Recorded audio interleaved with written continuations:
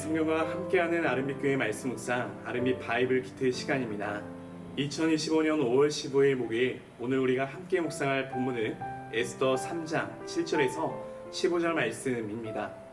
아하수에로 왕 제12년 첫째 달 곧 니산월에 우리가 하만 앞에서 날과 달에 대하여 부르 곧 제비를 뽑아 12째 달 곧 아다로를 얻은지라. 하만이 아하수에로 왕에게 아뢰되 한 민족이 왕의 나라 각 지방 백성 중에 흩어져 거하는데 그 법률이 만민의 것과 달라서 왕의 법률을 지키지 아니하오니 용납하는 것이 왕에게 무익하니이다. 왕이 옳게 여기시거든 조서를 내려 그들을 진멸하소서. 내가 은 1만 달란트를 왕의 일을 맡은 자의 손에 맡겨 왕의 금고에 드리리이다 하니, 왕이 반지를 손에서 빼어 유다인의 대적 곧 아각 사람 함므다다의 아들 하만에게 주며 이르되 그 은을 내게 주고 그 백성도 그리하노니 너희 소견에 좋을 대로 행하라 하더라. 첫째 달 30일에 왕의 서기관이 소집되어 하만의 명령을 따라 왕의 대신과 각 지방의 관리와 각 민족의 관원에게 아하수에로 왕의 이름으로 조서를 쓰되 곧 각 지방의 문자와 각 민족의 언어로 쓰고 왕의 반지로 인치니라. 이에 그 조서를 역졸에게 맡겨 왕의 각 지방에 보내니 12째 달 곧 아달월 13일 하루 동안에 모든 유다인을 젊은이 늙은이 어린이 여인들을 막론하고 죽이고 도륙하고 진멸하고 또 그 재산을 탈취하라 하였고, 이 명령을 각 지방에 전하기 위하여 조서의 초본을 모든 민족에게 선포하여 그 날을 위하여 준비하게 하라 하였더라.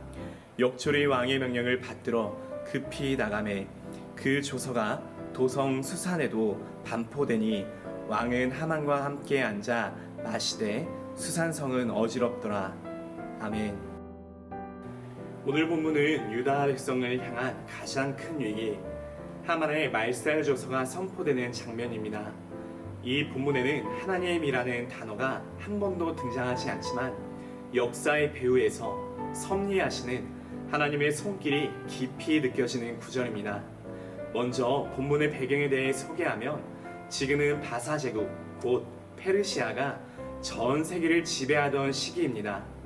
아하수에로 왕의 통치 12년, 하만이라는 사람이 등장합니다. 하만은 아각 사람이라고 하는데, 아각은 곧 사울왕 때 하나님의 진노를 받았던 아말렉 족속의 후예로 보기도 합니다. 조금 더 신학적인 측면으로 살펴보면 아각 사람, 즉 아말렉 족속은 하나님의 언약 공동체를 위협하는, 교회를 끊임없이 공격하는 세력이기도 합니다. 하만은 자신에게 절하지 않는 모르드게에게 분노하여 모르드게뿐만이 아니라 유대민족 전체를 말살할 계획을 세웁니다. 히브리어로 푸르는 제비를 뜻하는 히브리어 고랄의 외래어인데, 고대 근동 지역의 중요한 언어인 아카드어에서 차용된 단어입니다. 이 단어는 오직 에스더서에만 나타나고 있습니다. 제비를 뽑는 행위는 운명을 신탁받기 위한 제비 뽑기, 점술적 행위였습니다. 여기서 우리가 주목할 점이 있습니다. 하만은 철저하게 인간적인 수단으로 역사를 결정하려고 하지만 하나님은 그 부르마저도 주권적으로 사용하십니다. 이 날짜는 이후 에스더가 왕 앞에 나아가고 유다 민족을 구원하는 하나님의 반전의 시간으로 바뀌게 됩니다. 3장 10절을 살펴보면 왕은 자신의 도장 반지를 하만에게 줍니다. 히브리어로 타바, 권위의 상징입니다. 이는 하만에게 정권을 위임하는 것과 같습니다. 그리고 13절을 보면 바사의 전 지역에 걸쳐 모든 언어와 문자로 이 조서가 발송됩니다. 하나님의 백성은 지금 인간적 관점으로는 전멸, 즉 죽음의 위기에 놓여 있는 것입니다. 하지만 여기서 중요한 것은 하나님은 이 모든 흐름을 하나님의 시간과 계획 안에서 움직이고 계신다는 사실입니다. 하나님의 이름은 숨겨져 있지만 섭리의 손은 결코 숨겨져 있지 않습니다. 이 본문은 우리에게 세 가지 중요한 교훈을 줍니다. 먼저 첫째로 하나님의 섭리는 인간의 계획보다 깊고 넓습니다. 하만은 제비를 뽑았고 인간적으로 완벽한 법과 제도를 통해 악을 시행하려고 했습니다. 하지만 하나님은 오히려 그 날짜를 유다인의 구원의 날로 바꾸어 주셨습니다. 둘째로 악은 종종 제도와 문화라는 이름으로 포장됩니다. 하만은 개인적 분노를 공적 법으로 제도화합니다. 오늘날에도 우리는 죄를 문화와 권력으로 포장하려고 하는 그러한 흐름 속에서 살고 있습니다. 그럴수록 신자는 더욱 말씀 앞에서 깨어 있어야 합니다.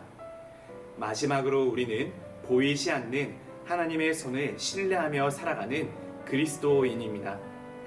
모르드게는 절하지 않았습니다. 그의 침묵은 단순한 고집이 아니라 하나님의 백성으로서의 정체성과 거룩한 저항이었습니다. 사랑하는 아름빛 성도님들, 오늘 나의 삶에도 이해되지 않는 일이 있을 수 있습니다. 모든 게 어둡고 길이 막힌 듯 느껴질 수 있습니다. 이러한 순간에도 우리는 반드시 기억해야 할 것이 있습니다. 하나님의 손은 지금도 여전히 우리 인생의 불을 위에 계십니다. 하만의 불은 하나님 안에서 유다의 불임절이 되었습니다. 여전히 우리 하나님은 보이지 않는 손으로 여기시지만 결코 멈추지 않는 손으로 하나님의 섭리 가운데 역사하십니다. 우리가 보지 못해도 하나님은 일하고 계십니다. 지금도 우리의 발걸음을 선하게 인도하시며 역사의 흐름 속에서 하나님의 뜻을 이루어가고 계십니다. 말씀 앞에서 정체성을 지키며 보이지 않는 손을 신뢰하는 믿음의 길을 걷는 아름빛교회 성도님들이 되기를 소망합니다. 함께 기도하겠습니다.